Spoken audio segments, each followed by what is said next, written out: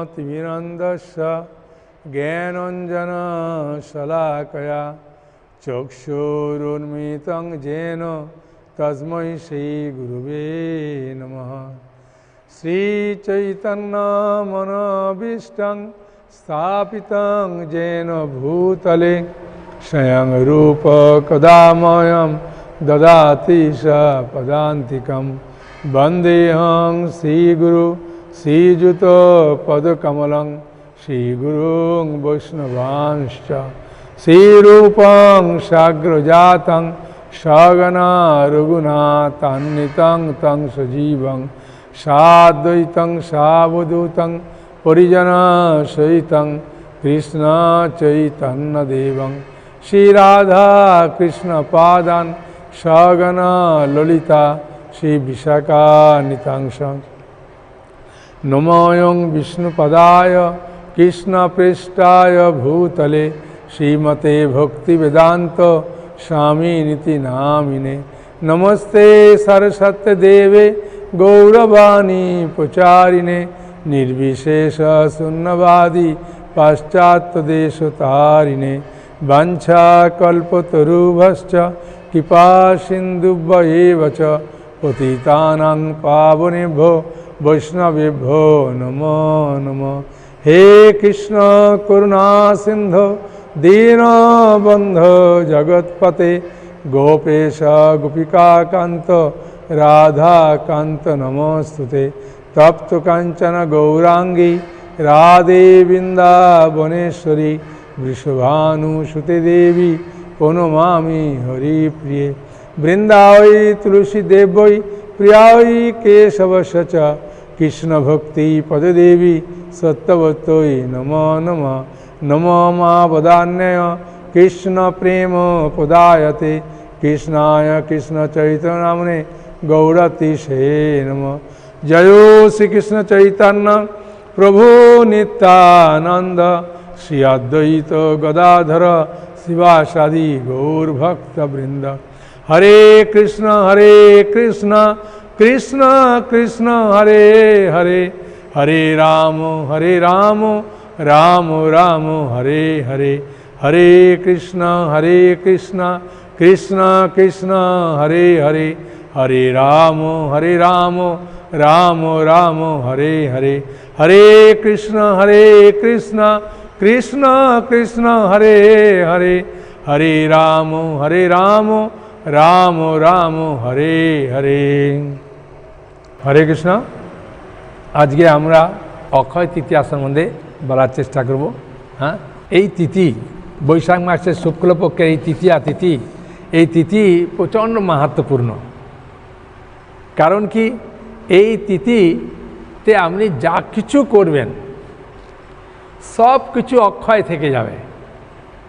আপনি যদি দান করবেন অক্ষয় থাকবে, গ্রন্থ অধ্যয়ন করবে অক্ষয় থাকবে, কাউকে গ্রন্থ দান করলেন অক্ষয় থাকবে, কাউকে আপনি সৎ উপদেশ দিলেন অক্ষয় থাকবে, ওই দিন আপনি ভগবানের যতবার পূজা করবেন অক্ষয় থাকবে। হ্যাঁ, থাকলে কী লাভ না, যমরাজ আপনাকে আর কোনোদিনও দেখতে আসবে না, দর্শন করতে আসবে না, বলে বাবা অক্ষয় তৃতীয়াতে এই কর্ম করেছে, কত লাভ। এই অক্ষয় তৃতীয়ার দিনে সত্যযুগ শুরু হয়, বুঝেছেন? এক নম্বর। দু নম্বর হচ্ছে এই অক্ষয় তৃতীয়াতে বৃন্দাবনে যদি যাবেন, রাধা বাঙ্কি বিহারী তার চরণ কখনো দর্শন হয় না। এই অক্ষয় তৃতীয়ার দিন ভগবানের বাঙ্কি বিহারীর চরণ দর্শন হয়। 3 নম্বর হচ্ছে আপনি যদি কেদারনাথ বদ্রীনাথ, যে আমরা বদ্রীনাথ দর্শনে যাই, বদ্রীনাথের 6 মাস গেট বন্ধ থাকে, আর এই 6 মাস প্রদীপ জ্বালিয়ে দেয়, ওরা দেবতারা পূজা করে, আর 6 মাস এই মঠের মানুষ পূজা করে।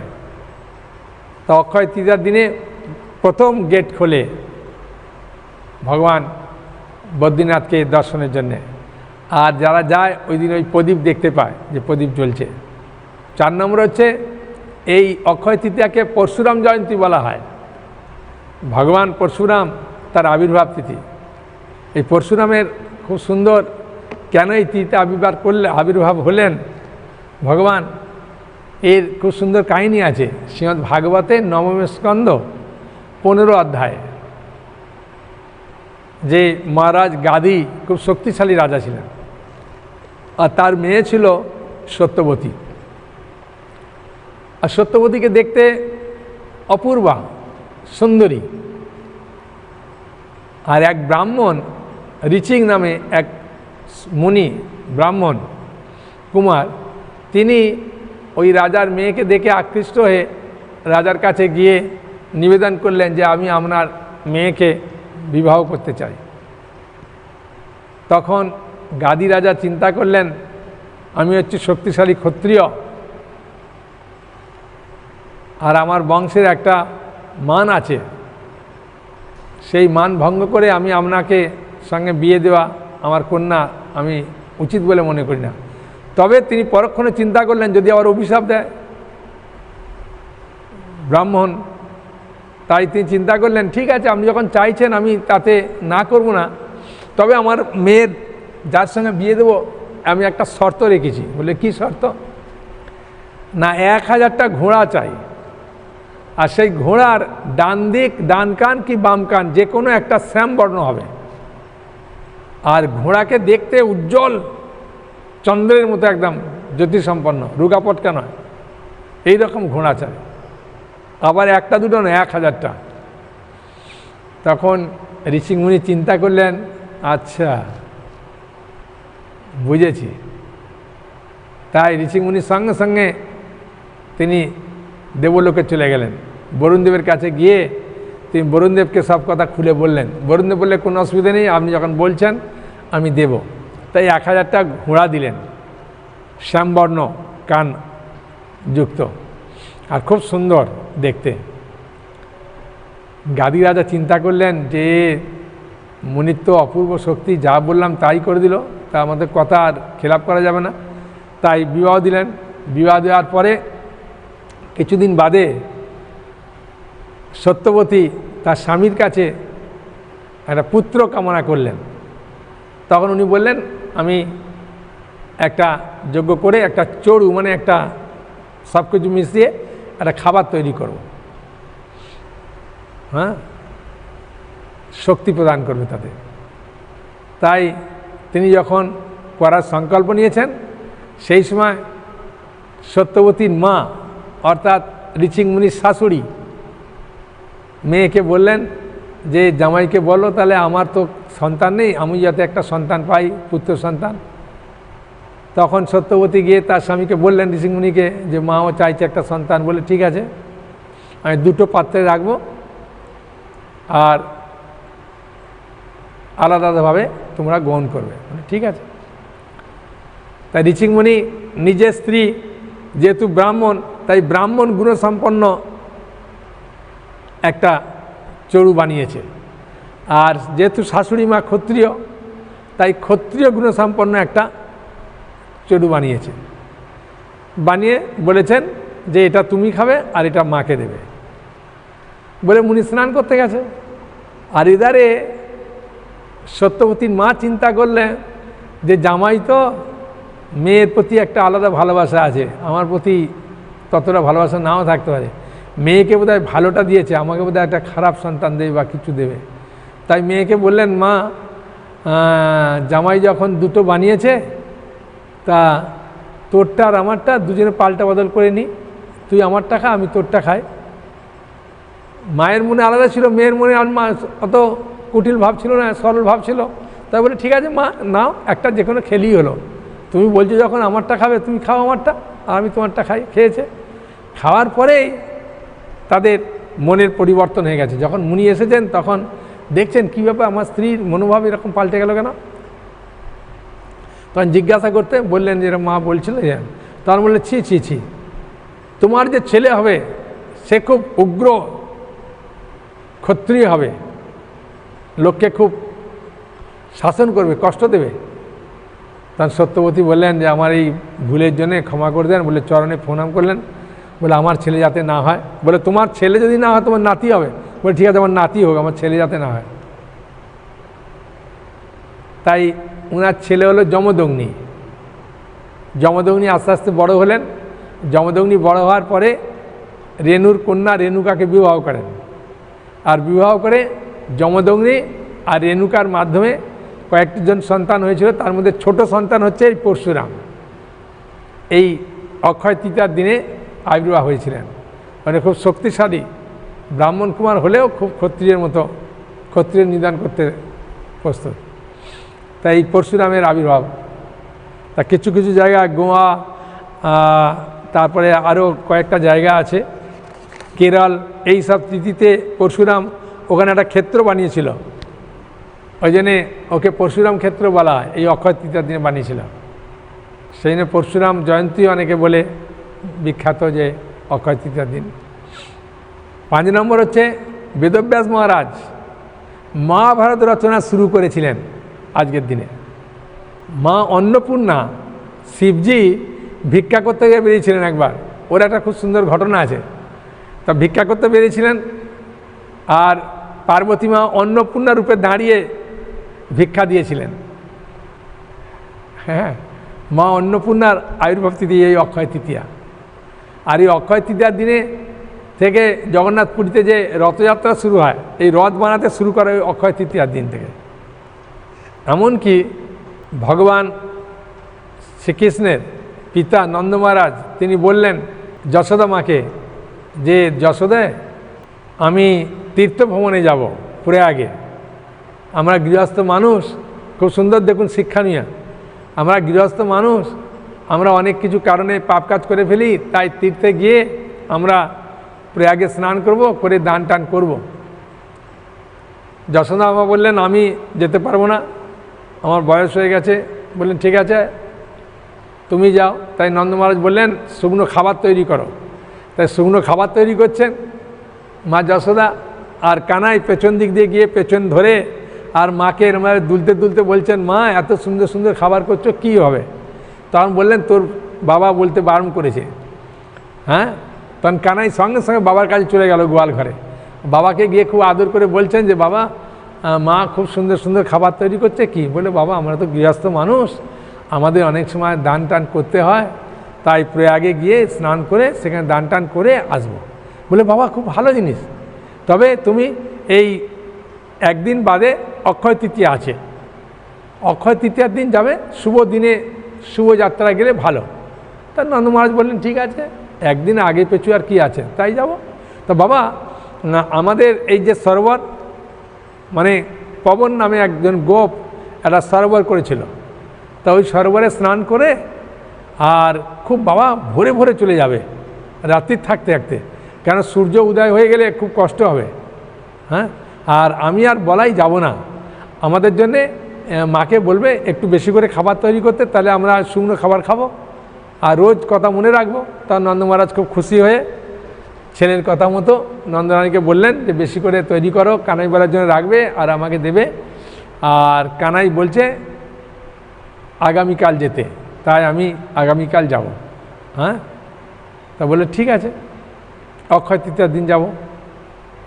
তা সেই দিন রাত্রির বেলা, মানে ভোরের একটু আগে, ওই 3টা এরকম সময় নন্দ মহারাজ স্নানে গেছেন। আর স্নানে গিয়ে দেখছেন যে অপূর্ব মহিলারা সবাই স্নান করছেন। তখন উনি চিন্তা করলেন আমি কি ভুল করে, আগেকার দিনে কী হতো, 2টো ঘাট থাকতো, একটা মেয়েরা ব্যবহার করতো, একটা ছেলেরা ব্যবহার করতো। এখন যেমন পুকুরে, একই পুকুরে ছেলে মেয়ে সবাই স্নান করে, তখন ছিল না। তো নন্দ মহারাজ চিন্তা করলেন আমি কি ভুল পথে চলে মহিলাদের ঘাটে চলে এসেছি। তাই ওখান থেকে গিয়ে তিনি আবার ঘুরে যেটা মহিলা স্নান করে ওখানে গেছে। ওখানে গিয়ে দেখছেন যে খুব শক্তিশালী লম্বা চওড়া এক পুরুষ, তিনি ধুলিতে গড়াগড়ি দিচ্ছেন, আসতে স্নান করছেন, আবার ধুলিতে গড়াগড়ি দিচ্ছেন। তখন জিজ্ঞাসা করছেন আপনি কে? বলে আমি তীর্থরাজ প্রয়াগ, এখানে কানাই বলাই লুটুপুটি করে খেলা করে, তাদের ধুলি আমি গায়ে লাগাচ্ছি, আর সারা বছরের যা পাপ, সমস্ত পাপ আমি এখানে আজকে স্নান করে সব ধৌত হয়ে যাবে, নষ্ট হয়ে যাবে, যেহেতু কানাই বলাই তাদের বাছুর নিয়ে এই জলে তারা খেলা করে। তখন নন্দ মহারাজ চিন্তা করলেন আরে আমি প্রয়াগে যাব স্নান করার জন্যে, আজ প্রয়াগরাজ এখানে এসেছে স্নান করার জন্যে। তা প্রয়াগরাজ, ব্রহ্মপুত্র যে নদ, এরা পুরুষ, এরা ওখানে স্নান করছেন। তারপরে মহিলাদের ঘাটে এসে জিজ্ঞাসা করছেন যখন প্রণাম করে, তার মহিলা বলছেন আমি যমুনা, গঙ্গা, সরস্বতী, কাবেরী, হ্যাঁ, এরমভাবে সব পূর্ণ তীর্থ নদী সেগুলি সব নাম উল্লেখ করছে। নন্দ মহারাজ শুনে এত খুশি হলেন, খুশি হয়ে তিনি চলে গেছেন।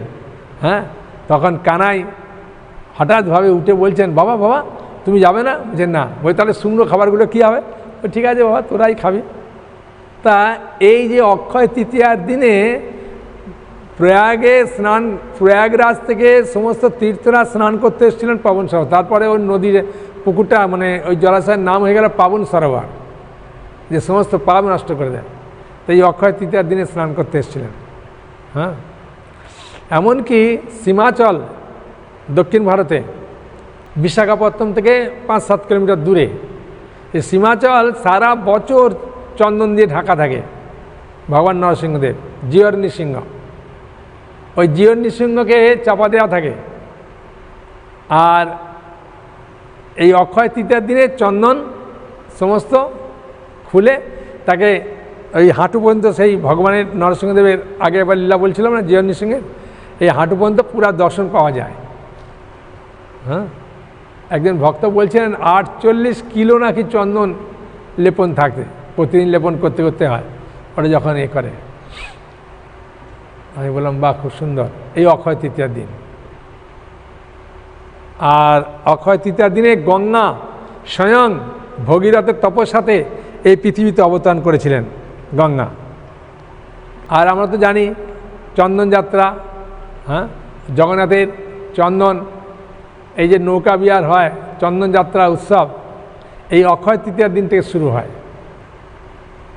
আগে রাধা গোবিন্দকে নিয়ে যেতেন, এখন রাধা মদনমোহনকে নিয়ে নৌকা বিহার হয়। এই অক্ষয় তৃতীয়ার দিনে আমাদের একজন ভক্ত বলছিলেন যে মানসী গঙ্গা যে আছে বৃন্দাবনে, সেখানে কৃষ্ণ নৌকা বিহার করেছিলেন এই অক্ষয় তৃতীয়ার দিনে। সব কিছু করবেন, প্রচণ্ড আনন্দ। শাস্ত্রে আছে দোলেচ দোল গোবিন্দ, চাপেচ মধুসূদনা, রথেচ বামনম দৃষ্টা, পুনর্জন্ম ন বিদ্যতে।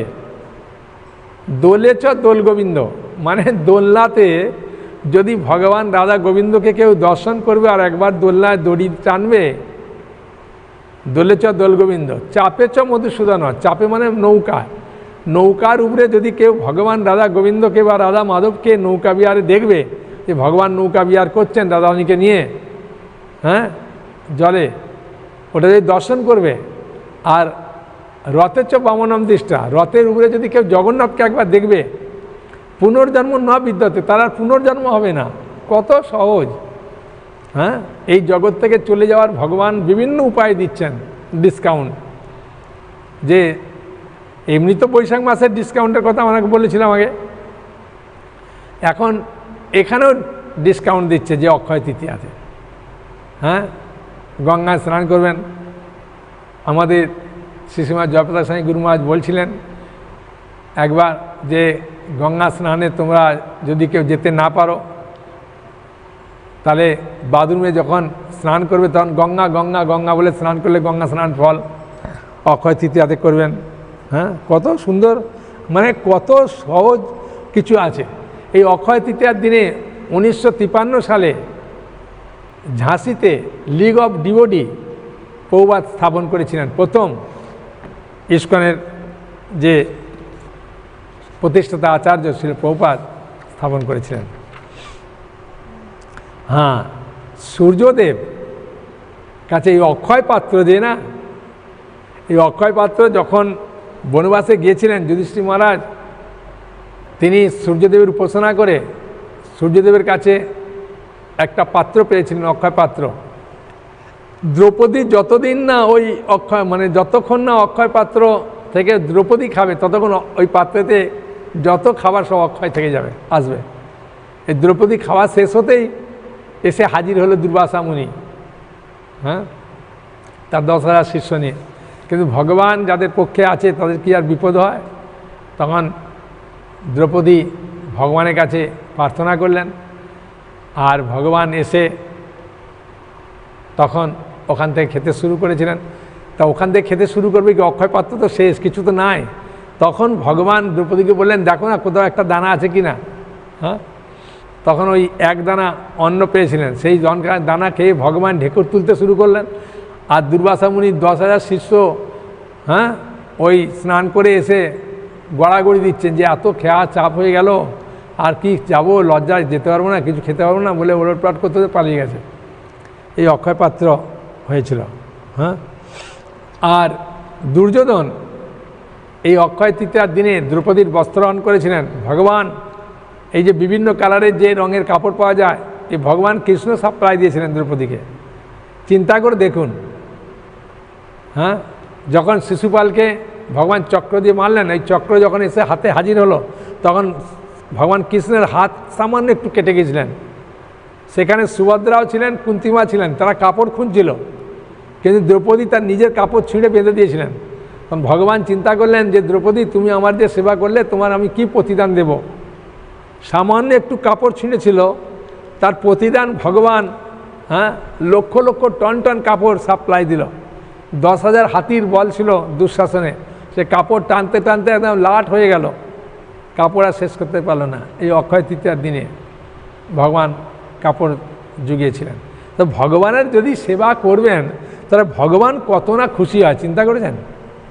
সেই জন্য ভগবানের সেবা করা আমাদের খুব দরকার। আরও অনেক কাহিনী আছে। এই যে ধনকুবের বলি না, দেবতাদের কোষাধ্যক্ষ, এই ধনকুবের হ্যাঁ কুবের দেবতাদের কোষাধ্যক্ষের দায়িত্ব এই আজকের দিনে পেয়েছিলেন। তেমনভাবে খুব সুন্দর সুন্দর কাহিনী আছে। এমনকি সুদামা বিপ্র, তিনি যে দ্বারকায় গিয়েছিলেন, তার স্ত্রী সুশীলা কাপড়ের খুঁটে অল্প চিড়া দিয়ে দিয়েছিল ভিক্ষা করে এনে।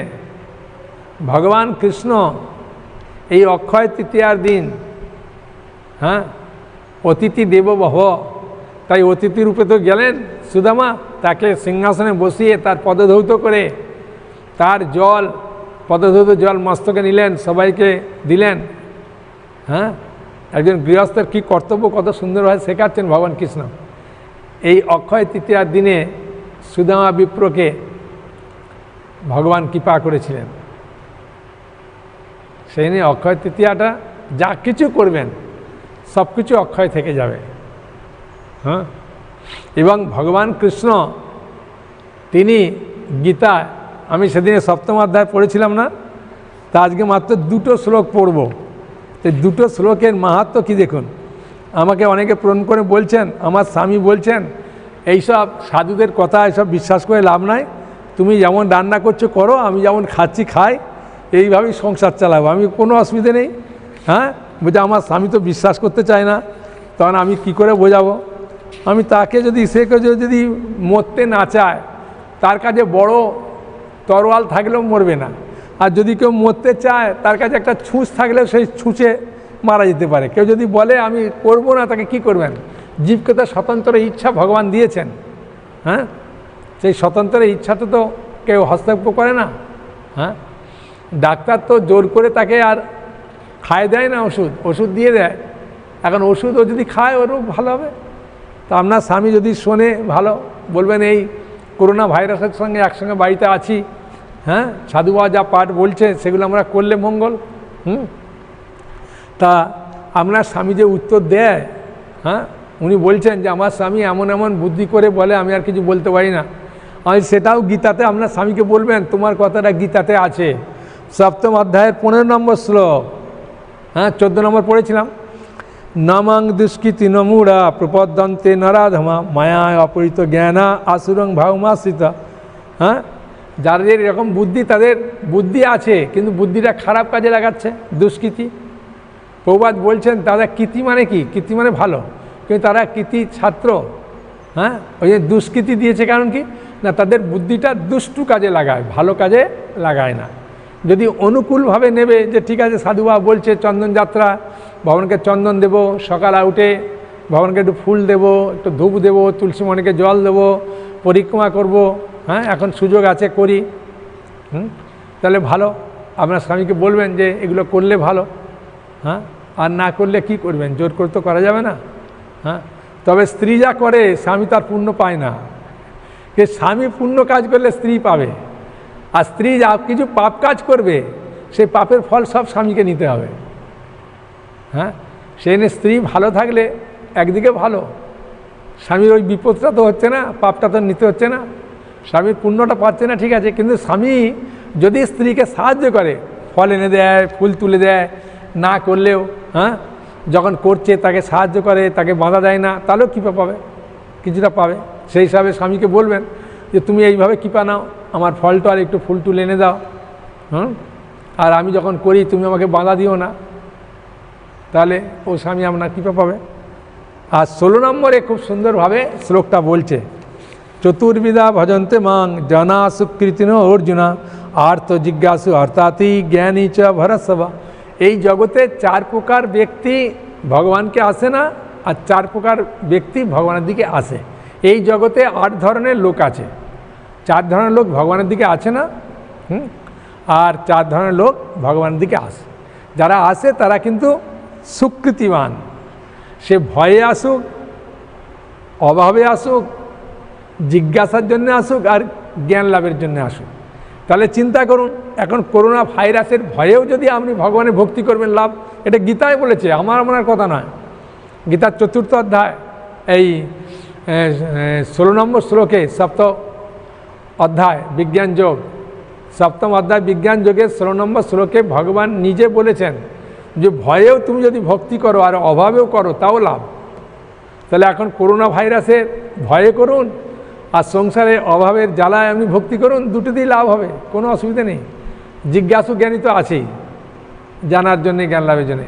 তাহলে দেখুন, এইটা আমরা যখন সুযোগ আছে তাই আপনারা করুন, আনন্দ পাবেন। আর এই অক্ষয় তৃতীয়া মাহাত্ম্য শুনে আপনাদের অনুরোধ করব, যা কিছু পাপ কাজ করবেন, যা কিছু খারাপ কথা বলবেন, সেগুলোও অক্ষয় থেকে যাবে। সেই নিয়ে ওই দিকে আপনারা সাবধান থাকবেন। আর অক্ষয় তৃতীয়া উপলক্ষে আপনারা যদি দান করবেন তো খুব মঙ্গল। আর দানের আমরা তো নম্বর দিয়েছি, আমার হোয়াটসঅ্যাপ নম্বর আর ফোন নম্বর আছে, তাইতে আপনার নাম, ফোন নম্বর জেনে করতে পারেন। সেগুলো আমরা বিভিন্ন জায়গায়, ভালো জায়গায় দান করে দিই আপনাদের মঙ্গলের জন্যে। শুধু আমরা সাহায্য করি আপনাদের, নাহলে কোথায় দান করবেন, কিভাবে করবেন আপনারা বুঝতে পারেন না, সেই জন্যে।